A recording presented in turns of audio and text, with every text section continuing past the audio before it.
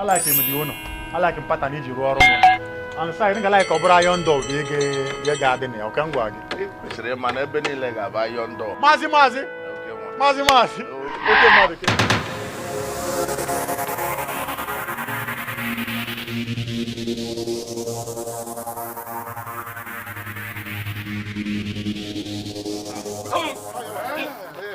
Go down! Hey, young man. What is going on here? Are you Mr. MC Pino? Yes, I am. Do you know this young man? Yes, I know him. He's a car dealer. Good. You are under arrest for having a business to do with a criminal. Let me tell you something.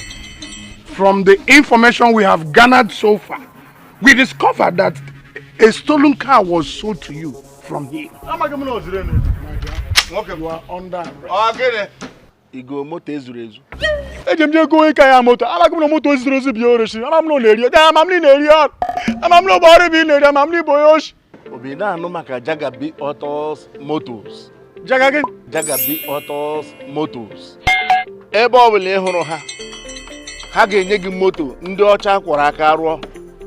Ihe niile gbasara ha na ndị omekome a na-emekọrịta. Ndị uwe ojii anaghị enye nsogbu ma ha nyerechi gị moto.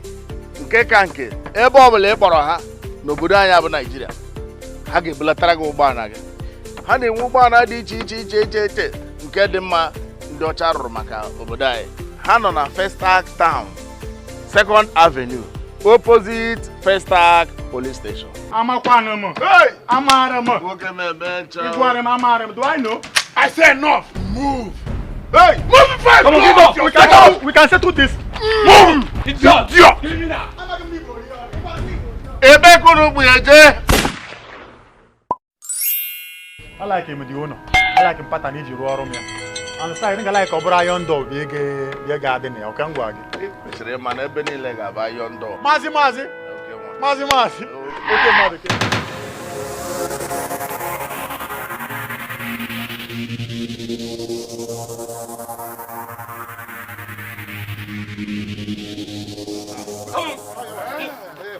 Go down! Hey, young man.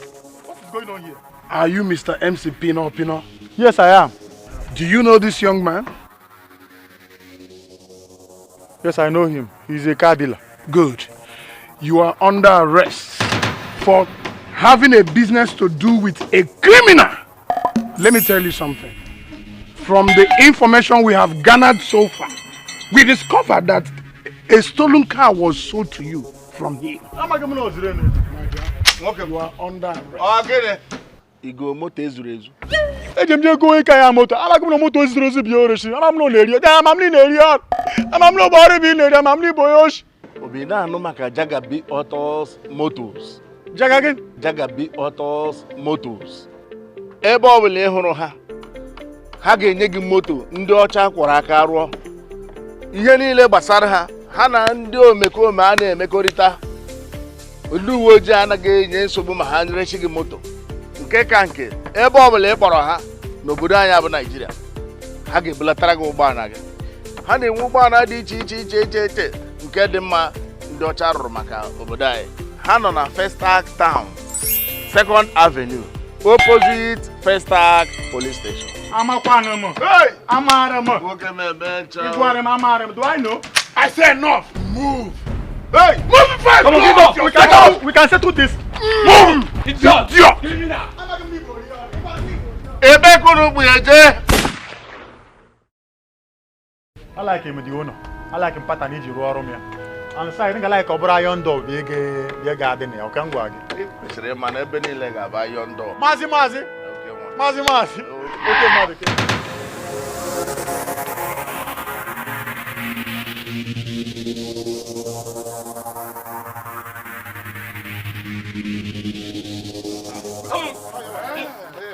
Go down! Hey, young man. What is going on here? Are you Mr. MC Pino? Yes, I am. Do you know this young man? Yes, I know him. He's a car dealer. Good. You are under arrest for having a business to do with a criminal. Let me tell you something. From the information we have garnered so far, we discovered that a stolen car was sold to you from him. Okay, You are under arrest. Okay. Igo moto ezuru ezu. Ejem go ka ya moto. Ala gum no moto ezuru ezu bi oroshi. Ala m no na eri. Da mam ni na eri. Ama m no bo ri bi na eri. Ama m ni boyosh. Obi na anu maka Jagabi Autos Motors. Jagagen. Jagabi Autos Motors. Ebe ọbụla ị hụrụ ha, ha ga-enye gị moto ndị ọcha kwara aka rụọ. Ihe niile gbasara ha, ha na ndị omekome a na-emekọrịta. Ndị uwe ojii anaghị enye nsogbu ma ha nyerechi gị moto. Nke ka nke, ebe ọbụla ị kpọrọ ha n'obodo anyị bụ Nigeria, ha ga-ebulatara gị ụgbọala gị. Ha na-enwe ụgbọala dị iche iche nke dị mma ndị ọcha rụrụ maka obodo anyị. Ha nọ na Festac Town, 2nd Avenue, opposite Festac Police Station. Amakwana mo. Hey! Amara mo. Okay, man. Igware mo, amara mo. Do I know? I said no. Move. Hey! Move fast. Come on, give up. We can settle this. Move. Idiot. Ebe kunu buyeje. I like him the owner. I like him pattern iji ruo ọrụ m ya. And so I think I like obra yondo bi ga adị na ya. Okay, ngwa gị. Mesịrị ma na ebe niile ga-aba yondo. Mazi. Okay, Okay, mazi.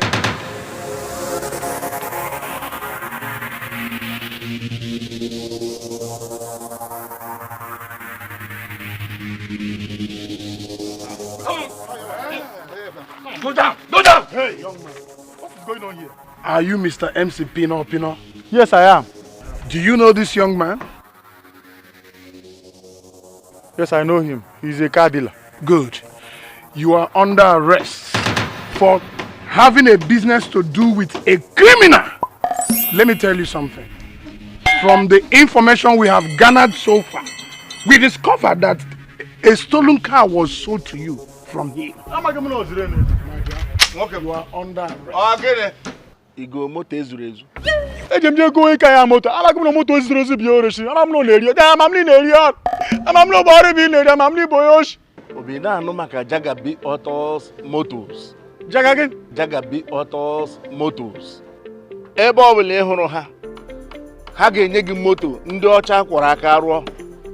Ihe niile gbasara ha, ha na ndị omekome a na-emekọrịta. Ndị uwe ojii anaghị enye nsogbu ma ha nyerechi gị moto.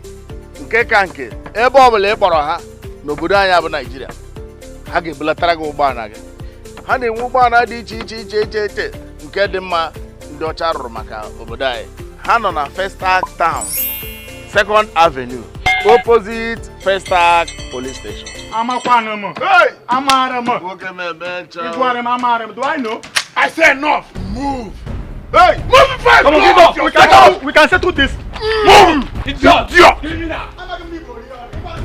Ebe kunu buyeje.